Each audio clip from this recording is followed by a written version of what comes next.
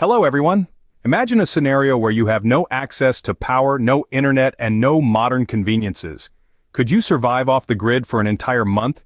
It's a question that tickles the imagination, a challenge that tests the limits of our resilience, resourcefulness, and resolve.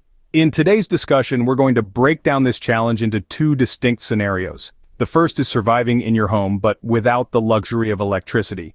The second, a more rustic approach, is living out of a cabin in the wilderness, far removed from the hustle and bustle of city life. Each scenario presents unique hurdles and demands different skills and preparations, but they both share a common thread, a stark departure from the world we know, filled with modern conveniences. So, without further ado, let's dive into what it really takes to live disconnected from the world we're so accustomed to. Scenario 1, you're home, but without power. What does it take to prepare? Let's dive into the ins and outs of this intriguing situation. Our first order of business is insulation. Without power, your home is at the mercy of the elements. Insulating your home properly is a must to maintain a comfortable temperature. This can be achieved using various methods such as filling in gaps and cracks, adding thermal curtains, and using insulation boards. Next, water storage. You can't just turn on the tap when the power's out. You'll need a reliable water storage solution. This could be as simple as storing bottled water, but for a more sustainable approach, consider options like rainwater harvesting systems or water purification tablets for making use of natural water sources. Now, let's talk about heat. Your central heating system won't be of much help without power. Securing a non-electric heat source is crucial. This might be a wood-burning stove or a propane heater. Just remember, safety first. Moving on to daily life. Cooking without power can be a challenge, but it's certainly doable. Think camping-style cooking. A propane stove, a barbecue grill, or even a solar oven can do the trick. Preserving food is another key aspect. Without a refrigerator, you'll need to think strategically. Canning, drying, and smoking are all excellent methods for food preservation that don't require electricity. Sanitation, too, can't be neglected. Composting toilets, camping showers, and biodegradable wipes can help you maintain cleanliness and hygiene. Finally, we must address the elephant in the room, the psychological effects of isolation. Without electricity, our modern forms of entertainment and communication vanish. This can lead to feelings of loneliness, boredom, and anxiety.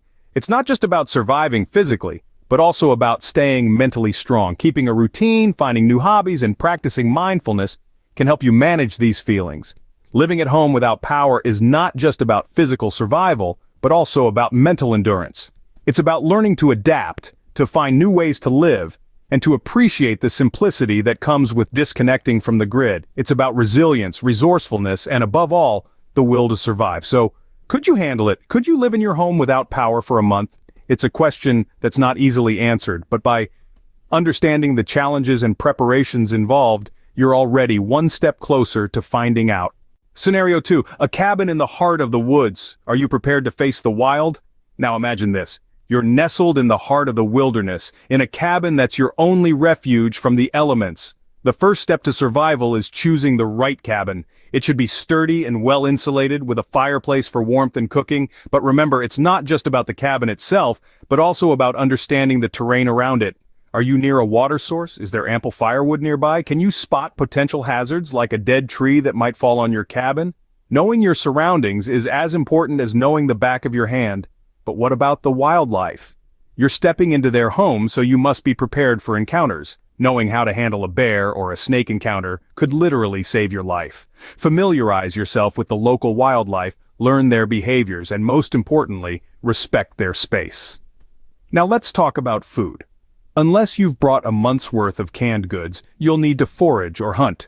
Foraging isn't just about picking berries. It's about knowing which plants are edible and which ones could make you sick. The same goes for mushrooms. Some are a tasty treat, others can be deadly. Hunting and fishing are other options, but they require skills and patience. Remember, you're not the only predator out there. Always be aware of your surroundings when tracking game or casting a line. Water is another crucial element. Even if you're near a clear-running stream, don't assume the water is safe to drink. You'll need to purify it either by boiling, using purification tablets, or a portable filter. But survival isn't just about the basics of food, water, and shelter. It's also about having the right equipment. Solar panels can power essential devices.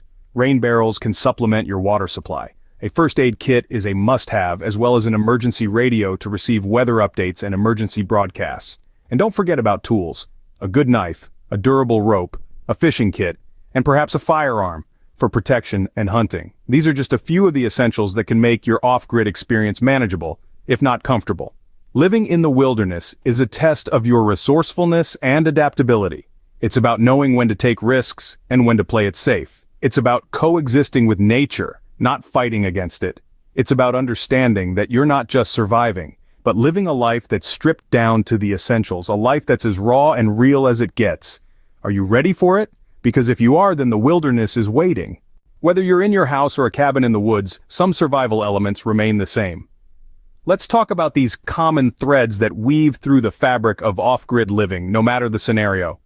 First up, survival skills. Our ancestors kindled the first fires, and this primal skill remains as vital today as it was then. A fire provides warmth, a means to cook food, and a beacon in the darkness. Mastering the art of fire building, from gathering tinder to maintaining a steady flame, is a fundamental off-grid survival skill. Then there's navigation. In a world without GPS, finding your way can be a daunting task. But fear not. The sky is your guide. The sun, stars, and even the moon can offer you direction. Learning to read these celestial signposts is a fascinating and essential skill for off-grid navigation. Next, we have emergency signals. Whether it's 3 fires in a triangle or a whistle blown in a specific pattern, understanding and using universally recognized distress signals can be a lifeline in a crisis. Now, let's move on to sustainability practices. Off-grid living is not just about surviving, it's about thriving with nature, not against it. Composting is a perfect example. By recycling organic waste, you can enrich the soil and boost your food production. Waste management is another crucial aspect. Burying or burning waste might be the immediate solutions that come to mind, but these methods can harm the environment and even attract unwanted wildlife.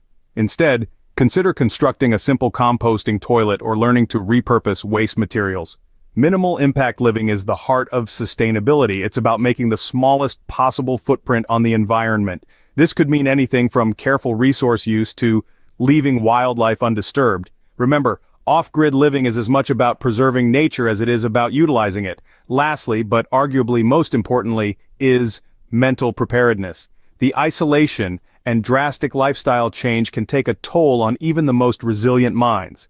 Maintaining a routine, focusing on small victories, and practicing mindfulness can help you stay mentally strong. Remember, it's not just about surviving the wilderness outside, but also the wilderness within. Surviving off the grid is about more than just survival skills. It's about sustainability and mental strength. It's about learning to live harmoniously with nature, using what it provides without taking more than necessary. It's about resilience, resourcefulness, and respect for nature and for yourself. So are you ready to take on the off-grid challenge? So, after learning about these scenarios, do you think you could survive off the grid for a month? It's a thought-provoking question, isn't it? But let's revisit what we've discussed to really get those gears turning. In our first scenario, we looked at living in a home without power. You'd need to insulate your home, secure a non-electric heat source, and figure out water storage solutions. Everyday tasks like cooking, preserving food, and managing sanitation become challenges. And let's not forget the psychological effects of isolation and lack of modern entertainment and communications. Moving on to our second scenario, we imagined retreating to a cabin in the woods. You'd be choosing a suitable cabin, understanding the terrain, and preparing for wildlife encounters. Essential skills would include foraging for food, hunting or fishing, and water purification. And your equipment list would have to feature items from solar panels and rain barrels to first aid kits and emergency radios. But regardless of the scenario, certain elements remain common. These include survival skills like building fires, navigating without GPS, and creating emergency signals. You'd also need to adopt sustainable practices like composting, waste management, and minimal impact living. And perhaps most importantly, you'd need to be mentally prepared to stay strong, keep a routine, and deal with the stress of severe lifestyle changes. So, does surviving off the grid for a month still seem like an adventure you'd be up for? It's not just about enduring without modern utilities, it's about resilience and self-discovery. It's about facing challenges and coming out stronger. But most of all, it's about proving to yourself that you can. Surviving off the grid for a month is not just about enduring without modern utilities, it's a profound journey of self-discovery and resilience. Thanks for watching. If you think you're up for the challenge or have already experienced off-grid living, share your story in the comments below. stay prepared, and test your limits.